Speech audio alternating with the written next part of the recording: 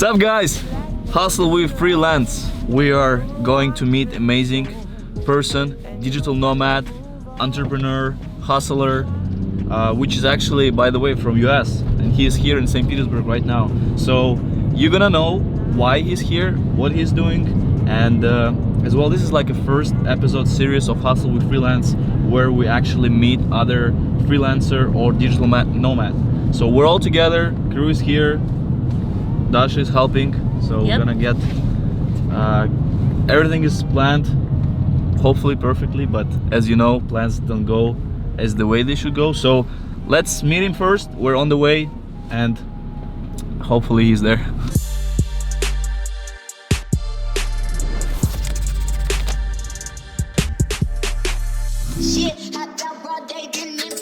So like I said, we're with Dasha now. She's our new team member, so I wanted to ask her maybe a few words. How is the experience going so far?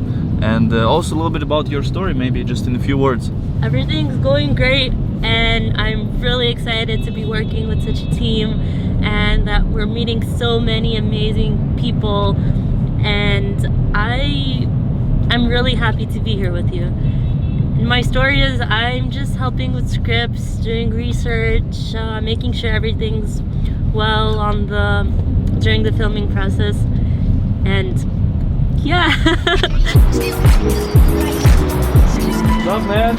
Vasily, How are you? Nice to meet you. good to finally meet you, man. This is Diana. Yeah, you can speak Russian or English. English. Yeah. My Russian is... You're in the vlog, man. Thanks Hey, for guys. doing it. Yeah. Yeah, it's Good cool, to finally man. meet you, dude. It's good, man. I mean, it's a crazy story you have, so Yeah. gonna... And you can be my new Russian-American friend. yeah, of course. Nice car, man.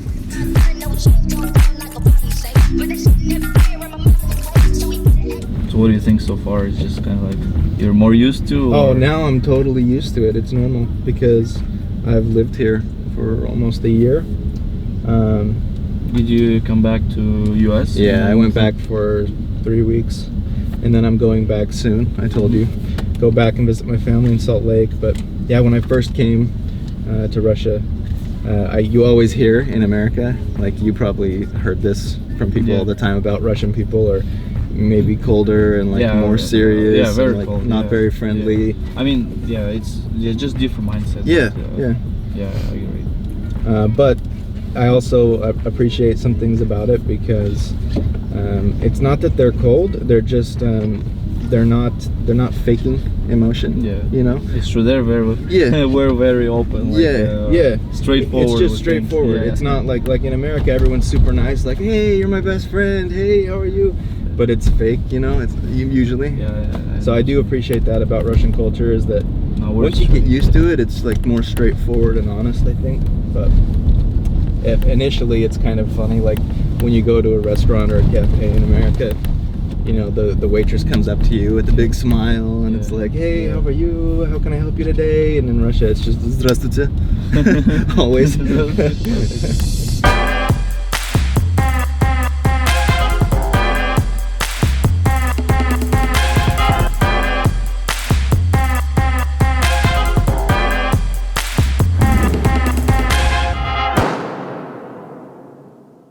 We're in the skate park right now. It's kind of weird, the atmosphere so far, because we've been going in the, I don't know, it's like people hospital or whatever it is, but we're gonna actually try, because Landon, he's a professional skate. Yeah. No, you are, man. The videos you have, you are.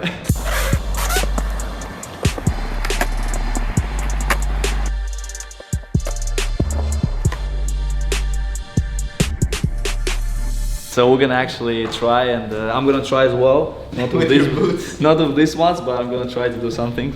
So we'll see, and we're gonna actually as well get to know more, talk about it.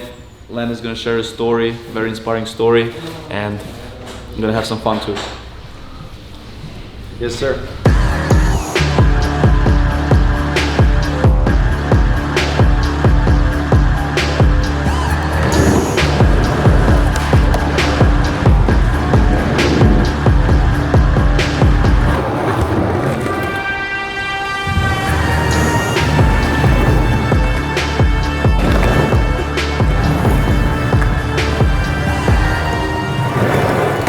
Landon, man, thank you so much for just being here, and you have an incredible story, which I'm super motivated to ask you all these questions. But first, how did you end up here in St. Petersburg, Russia? How it all happened? My girlfriend, Diana, lives here in Veliki Novgorod, and it's easier for someone from America to come to Russia than it is for someone from Russia to come to America. So I came here because I have work online. I can work from anywhere, and been here for the last 8 months. You're from Utah, Salt Lake City. Salt Lake I City, actually right. been there one time, and it's amazing. The temperature is cold, like here we have, but sometimes even colder. But we have mountains. Yeah, you guys have mountains. Unfortunately, we don't. We have just like fake hills, which you can. Fake ski resorts. But for us, we have to go to Sochi. Is the closest. That's in the south, but has all the mountains. So we have to go there. That's a similar city to Salt Lake. Yeah, that's similar because of the mountains. And obviously, you have your own business. You're kind of doing like freelancing, entrepreneur style. And how did it all happen? What it started with? I started with a previous business that I was working with, and I was learning how to market that business and grow that business. And in that process of about 2 years, I kind of dove in really deep into SEO and web design. And during that process, I kind of mastered that and learned that I enjoyed doing that more than running the other business. And one thing led to another. Ended up here in Russia, and that's actually where I started doing it, because I needed to do something that I could do from anywhere. And the SEO is helping people get their websites higher on Google. Web design is making sure people have professional websites, and it's really important for businesses. And one thing led to another. I was telling you a little bit about the cold emailing and outreaching to business and saying, hey, I see you guys have a website, but you're not ranking well on Google, and you're interested in a consultation about that? And some people would say no, some people would say yeah, and some of those yeahs turned into clients, and then more and more, and it's just been growing. So do you basically offer them, when you do cold emails, cold stuff, do you offer them free consultation? Yeah, I make a video. So I send an email with a screenshot in the email of their website or their Google ranking, and I tell them basically, hey, this is what's going on, there's some problems, and I want to make you a little video where I'll basically go through analysis of your SEO and your website. And people then say, yes, I want the video, or no, I don't care. And then if they say yes, I make the video, they watch the video, and then usually more calls or emails. And so how many calls, emails you do, just roughly, and how many you have yeses and how many no's? I try to do, my goal usually is 10 emails per day. 10 emails per day. And that usually turns into 2 or 3 responses that say yes. And then I found that for every 4 video consultations I do, it turns into 1 client. Okay. So this is interesting. I mean, because some cool percentages. A lot of people say emails, doesn't work, and not people are opening, but it still. It does. But the key is you have to follow some basic principles about personalization, because there's so many people in countries, they just send out those mass emails that aren't personalized. They don't care who it's sent to. And I take time and I actually look at their website and their business, and I make it really personal, and they like that. Yeah, that's the best thing. They see that it's different, and they go, oh, this guy actually cares. He actually looked into things. Sure, why not? It's true. It's true. When I also make sometimes a personal approach, even if you mention the name, right? Yeah. These things are changing. Yeah, there's little things like the name, the website URL, different things. Yeah, so this is definitely for any other companies or it's entrepreneurs. basic principles. It's very good.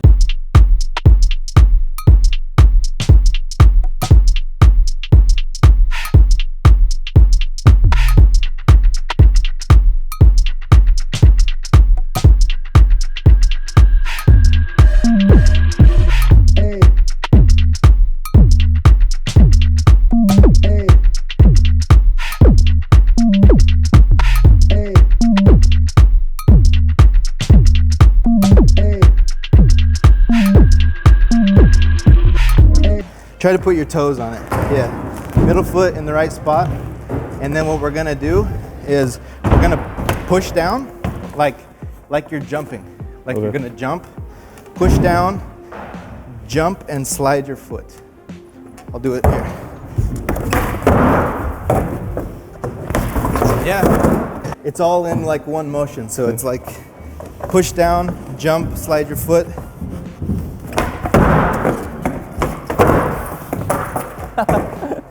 Kickflip? Are we ready for kickflip? I can take it there. All right, let's try. You want to try? Okay, kickflip, it's the same, but we're going to be flicking the foot off the edge here. You know, the hardest is to actually land. Yes. Like, this is the hardest. Because you can do whatever you want. You can get up in the air. Yeah, but then you have to land.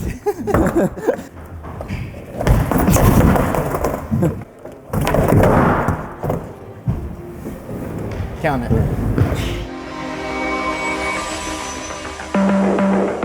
So what are your plans, for example, now you have your business, are you looking to potentially like build a team maybe? Like what do you feel is your next steps in today? Yeah, I was talking with my girlfriend last night.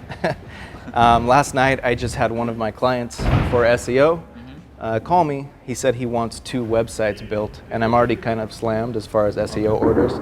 And I was like happy to hear this, but I was like, oh man, I was like, what am I going to do with this? So it's getting to that point now where things have scaled enough and grown enough to where I'm starting to need to understand how to hire freelancers and how to outsource things, maybe build a little team.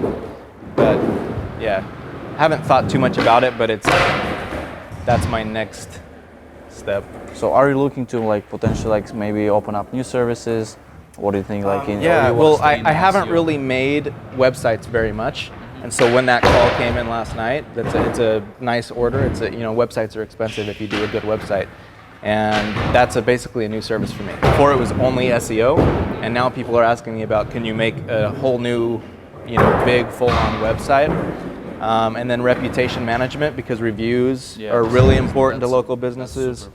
Video production, some basic videos for businesses where they would send me like raw footage of, hi, this is so-and-so with whatever plumbing company, and then we would take that raw footage and kind of chop it up and edit it. Yeah. So when you started, because when you can start on a platform, right? You can start your own thing. Yeah. So you went kind of like the route of starting your own company, your own brand. Yeah. Right? So was it like very hard at the beginning, or like basically those emails, they kind of like helped you to get No, started? the emails, it was kind of like a trial and error thing for a while. Like it was probably 2 months of sending emails before I figured out how to make the emails really effective. And it was really discouraging for like a month where I was getting no responses, maybe one video I was making a week, I wasn't getting anything. And then I tweaked a few things and kept learning. I would just like go online and learn like how to send emails to businesses and how to make things personally. Right? Yeah, YouTube and just Googling things and like just always learning. And then finally I figured it out, and then it just started scaling really quick. So would you say 3 months? About probably 3 to 4 months total until things really started. Yeah. And clicking. I think you need to have this kind of like patience as well, because when a lot of people are starting, they expect the results straight away, right? It's like when we were skating today. Yeah, he was like basically just I don't know, trying quick flip all the time, and it's eventually just It's like gotta keep going.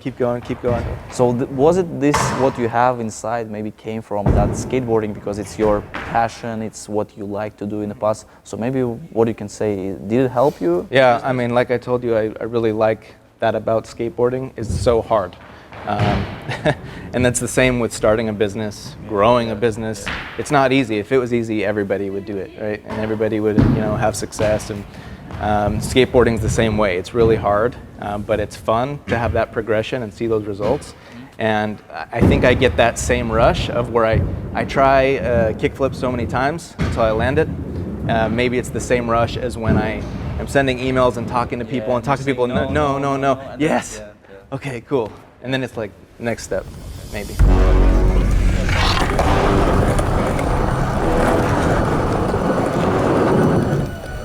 So like why do you start skateboarding? How does it happen?